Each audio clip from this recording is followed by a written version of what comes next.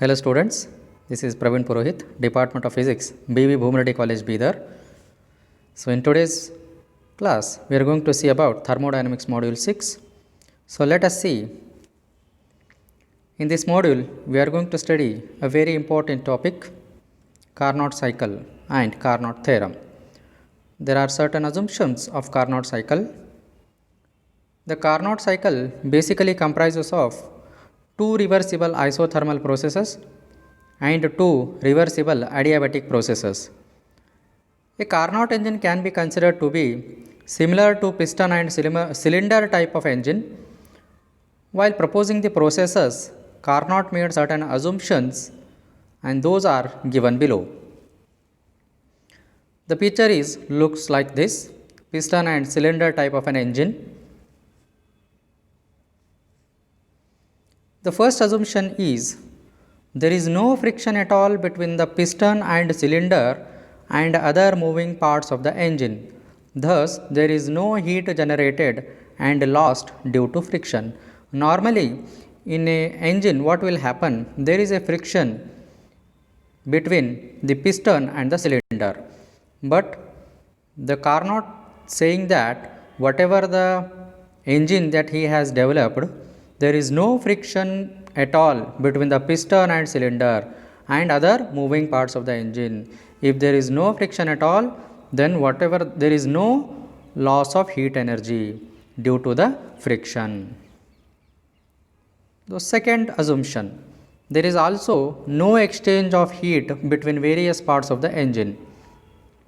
That means there is no exchange of heat taking place between the surroundings and other parts of the engines. The third assumption is the engine is completely insulated, hence there is no transfer of heat with the external atmosphere. The engine is completely insulated, hence there is no question of transfer of heat with the external atmosphere or the surroundings. Carnot cycle. This PV diagram shows the Carnot cycle. You can see here in the picture, there are two reversible isothermal processes and two reversible adiabatic processes. To understand the Carnot cycle, let us consider the piston and cylinder arrangement as shown in the figure. The accompanying PV diagram in which all the four processes of the Carnot cycle are shown.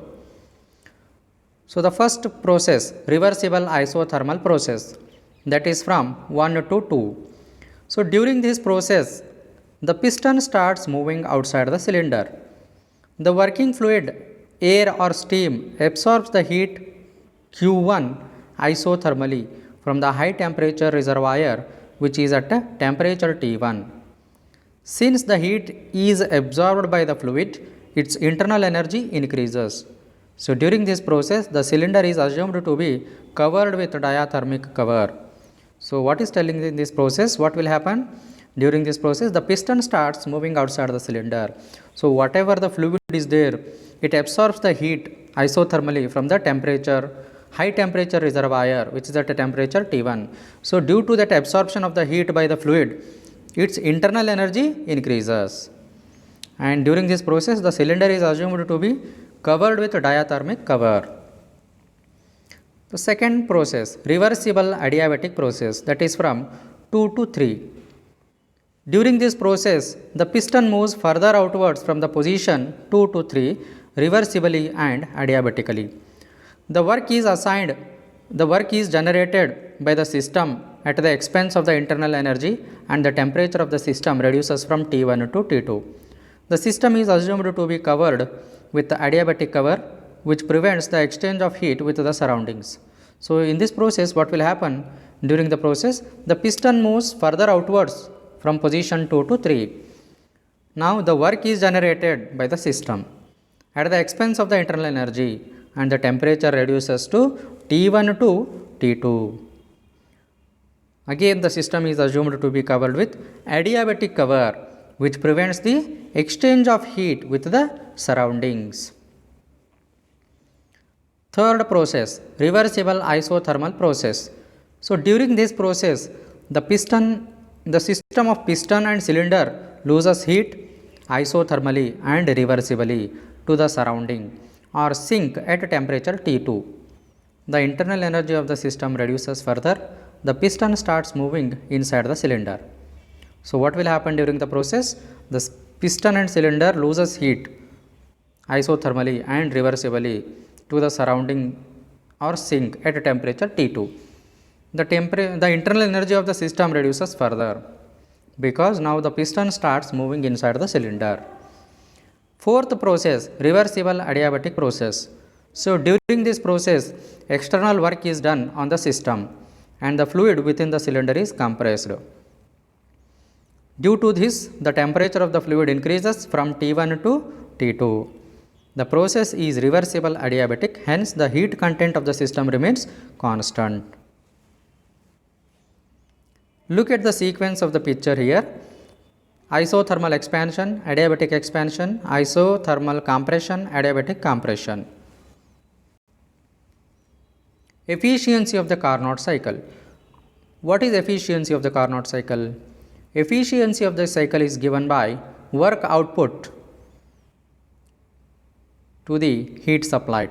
That means whatever the heat supplied to the system, among which how much is converting to work as an output, that we have to calculate. That is nothing but an efficiency. The final expression for the efficiency of Carnot cycle is T1 minus T2 upon T1, where T1 and T2 are the absolute temperatures of high and low temperature reservoirs respectively. Now let us see the Carnot theorem. It states that of all the heat engines operating between a given constant temperature source and a given constant temperature sink, none has a higher efficiency than a reversible engine. So Carnot theorem states that all the heat engines, so whatever the operating between a given constant temperature and a source and its temperature sink, none has a higher efficiency than a reversible engine. Now look at the applications. All types of vehicles that we use, cars, motorcycles, trucks, ships, aeroplanes and other types of all the vehicles work on the basis of second law of thermodynamics and Carnot cycle. They may be using petrol engine or diesel engine, but the law remains the same. So all the vehicles are running on the basis of second law of thermodynamics and Carnot cycle. All the refrigerators, deep freezers, industrial refrigeration systems, all types of air conditioning systems, heat pumps, etc. are all work on the basis of Carnot cycle. So the Carnot cycle plays a very important role. So up to now we have seen about the thermodynamics module 1 to module 6. Now let us see the summary of the thermodynamics till now what we have studied. First of all, let us see what is thermodynamics. Thermodynamics is a science that describes how thermal energy is converted from one form to the other and how it affects the matter. What is temperature? Temperature is a measurement of the average kinetic energy of the molecules in any object. Or we can say that temperature can also be defined as a degree of hotness or coldness of an object. What is heat? Heat is defined as a flow of thermal energy due to differences in temperatures. Heat is simply thermal energy in transit. Now let us see what is thermodynamic system. The system is defined as a part of the universe that is chosen for the thermodynamic study. Surrounding. The region outside the system is known as surrounding. Boundary. The actual or imaginary line which separates the system and surrounding is known as boundary. Universe. The combination of system and the surroundings together is usually referred to as universe. How heat transfer occurs? The modes of heat transfer are mentioned below. Conduction. Energy is transferred by direct contact. Convection. The energy is transferred due to motion of molecules. Radiation. The energy is transferred by electromagnetic radiation. What is thermal equilibrium? The condition under which two objects in physical contact with each other exchanges no heat energy is termed as thermal equilibrium. During this condition, the temperature of both the bodies remains the same. Zeroth law of thermodynamics. Zeroth law of thermodynamics states that if two bodies A and B are in thermal equilibrium with third body C, then body A and body B are also in thermal equilibrium with each other. Phasor diagram and a triple point. Phasor diagram. Phase diagram is nothing but a graph of pressure versus temperature which shows the phase of matter at a given temperature and pressure. Triple point. The temperature and pressure at which all the three phases of matter, that is solid, liquid and gas, exist in equilibrium with each other is known as triple point of that matter. Thermal expansion. The increase in the dimensions of the object due to the absorption of heat is known as thermal expansion. First law of thermodynamics. The net change in the total energy of the system is equal to the heat added to the system minus work done by the system. What is heat capacity and specific heat? Heat capacity. The ratio of heat supplied to the body to the change in its temperature is called heat capacity of that body. Hc is equal to Q upon delta T. It is also defined as the amount of heat absorbed in order to increase the temperature by 1 unit. Specific heat capacity. Specific heat capacity is defined as the amount of heat absorbed in order to increase the temperature by 1 unit of a unit mass. It is given by C is equals to Q upon m delta T.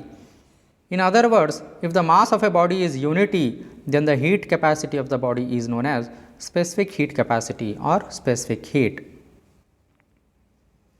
There are 4 types of thermodynamic processes. First one, isobaric process. A thermodynamic process in which the pressure remains constant is called isobaric process. Isochoric process. A thermodynamic process in which the volume remains constant is called isochoric process. Adiabatic process. A thermodynamic process in which there is no heat transfer involved is called adiabatic process. Isothermal process. A thermodynamic process that occurs at a constant temperature is known as isothermal process. Reversible and irreversible process. Reversible process. The thermodynamics process which can be reversed back to its original state is called reversible process. Irreversible process. The thermodynamic process which cannot be reversed back to its original state is called an irreversible process. Heat engine. Heat engine is a device which is used for producing the motive power from the heat. Or a heat engine is a machine or a device that converts heat energy into mechanical energy work by transfer of heat from high temperature to lower temperature. Heat pump.